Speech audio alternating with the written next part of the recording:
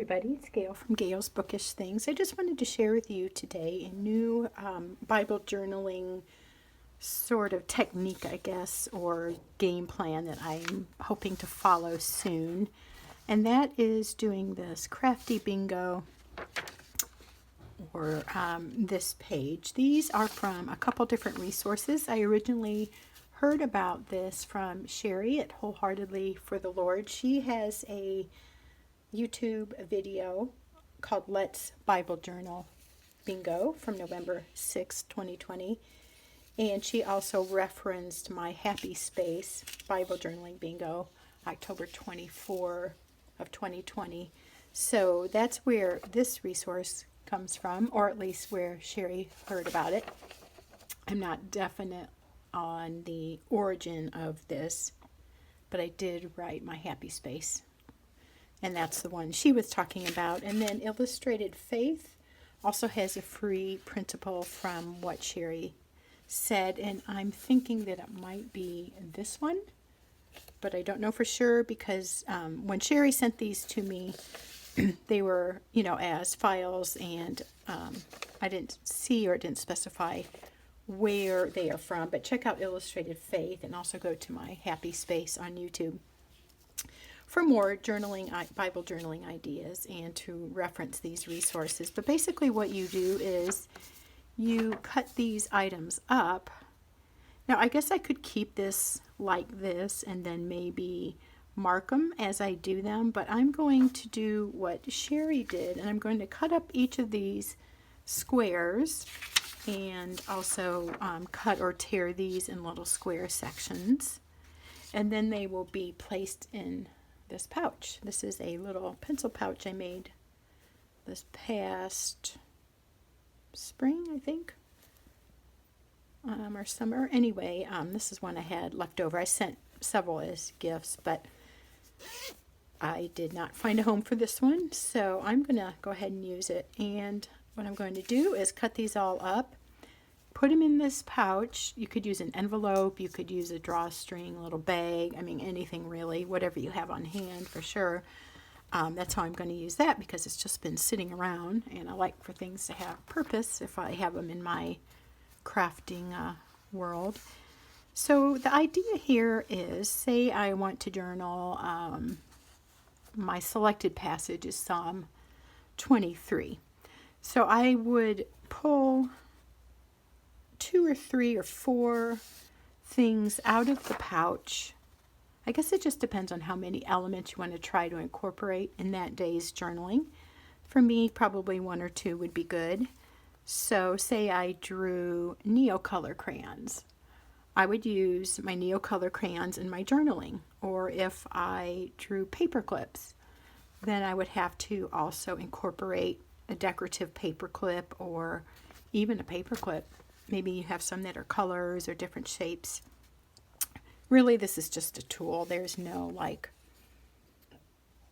you can use it as a tool to help you. If you have to play around with the idea a little bit in order to use what you have on hand in your supplies, do that. But I think this is a really neat idea to kind of help you get out of a rut. So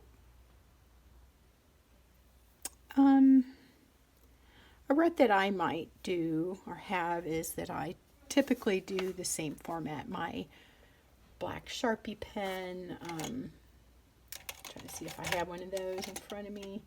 I've shown them numerous times. I don't have that now, but I use that. I use colored pencils and I use washi. So this will help me get out some of the stuff I don't tend to grab readily. That would also be for me my Neocolors and watercolors or watercolor pencils, which I enjoy thoroughly, but they take a little more effort if you want to activate them with water, and so sometimes I don't go to that. So the whole idea of this is just to expand your creativity, to help you use items that you might not typically use, and just, if you are like me and you accumulate lots of supplies, this will help you use some of those and have fun doing that. So some of them on here that I think are kind of fun, as I'm just glancing at this, is to use twine. Now, if you draw something like this, use gelatos. I don't have that, so you could put that back in your little pouch or pitch it if you're not planning on getting any. But I would just put it back in the event I ever have that. Another thing that I might not do so typically is, say, use circles. I'm not generally a person who uses that shape in my things, or using torn paper. I do that on maybe collages on journal covers or journal inserts, but not so much in my Bible journaling. Use lace. Use your die cut machine. I don't have that either, but I do have some die cuts that have been given to me, so I might select that. So there is a handy resource for you if you want to take a challenge and use something that you don't typically use or are generally drawn to. I'm excited to start this. I won't show the whole process of cutting them out. I'll do that off camera, and they will be in here to have next time I Bible journal. The other thing I wanted to show you was this great little study book. This is the book of Hebrews from the New Testament. My friend Sherry at Wholeheartedly for the Lord, who also alerted me to this cool plan, sent this to me. I have talked about it, but just to reiterate, it's a scripture journal. It's from the English Standard Version. There's several books of the Bible available. I don't know if they all are, but this one is Hebrews. This is printed by Crossway, and essentially what it is taking one book of the Bible and putting it in this smaller booklet form so you can study more in depth and you have more room to journal.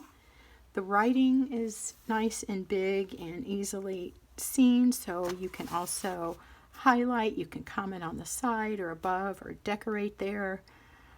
It's very easily read, and it's in a cream type paper, so as they say, that's maybe sometimes easier on your eyes. I tend to like the cream in my journaling.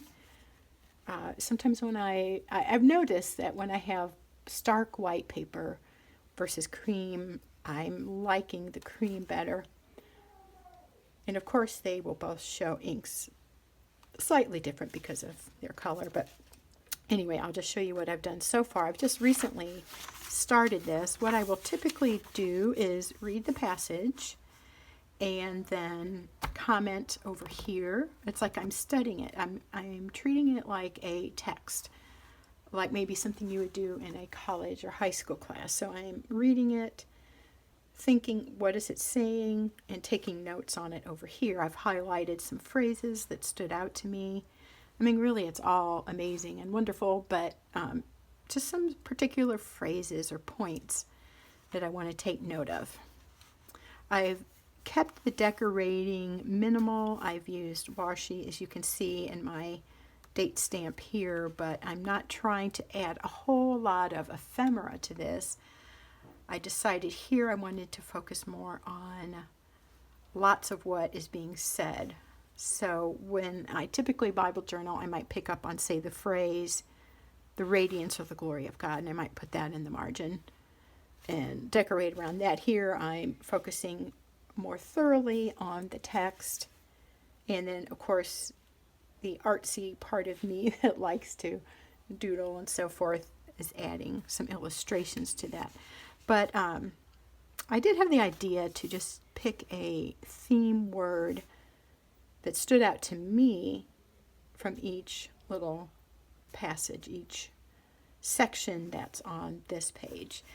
I don't know what the original intent of the creators of this is, if this is more just purely for study, but of course as Bible journalers will find a way to journal in any book. So, you know, there is that artsy element here. Anyhow, getting back to the word, here I chose radiance. Verse 3 said, He is the radiance of the glory of God and the exact imprint of His nature, and He upholds the universe by the word of His power. So radiance stuck out to me, and I define those words here. This one is my least favorite so far. I don't like how my lettering ended up, but I chose the word uprightness. The scepter of uprightness is the scepter of your kingdom. You have loved righteousness and hated wickedness. So I just did upright because I couldn't fit uprightness in there. I should have started over further. But I'm not real wild about how this brown and blue worked out together. But, you know, that's okay. That's the way it goes. Sometimes you like it, sometimes not so much. So upright, crowned. This is also a way that I throw in practicing some of my lettering. And again, there I just focused on, well, I read the whole passage, thought about it, studied it, took notes on it, and then I selected crowned him with glory and honor. So that was my keyword there. And then today I did, this is from chapter 2, but the word I selected was founder. I'll read the verse to you. For it was fitting that he, for whom and by whom all things exist, in bringing many sons to glory, should make the founder of their salvation perfect through suffering. So Jesus is the founder of our salvation. And then I just added some washi, highlighted some phrases, added some stickers from my sticker set, practiced the lettering again with the word that stood out to me. And that's kind of the format. Here I'm a lot less illustrative, I guess you could say. I really just took notes and then highlighted it with color, but then I added this washi strip and that word sticker. Each page kind of has its own flair. Here I just dated it with my Sharpie pen, whereas here and here I use my date stamp. I will probably go back and date stamp those because I like how that stands out. I like the accent of these bold letters and numbers. So that's all for today. I just wanted to show you a couple of things I'm starting and working on. I thought doing this Hebrew study through the Christmas holiday, however long it takes me, would be fun because it focuses on Jesus as our high priest. But of course he had to be born in order to fulfill the mission God had for him. So, you know, it kind of all ties in my way of thinking. Thank you for joining me. Thanks for watching, and we'll talk to you next time.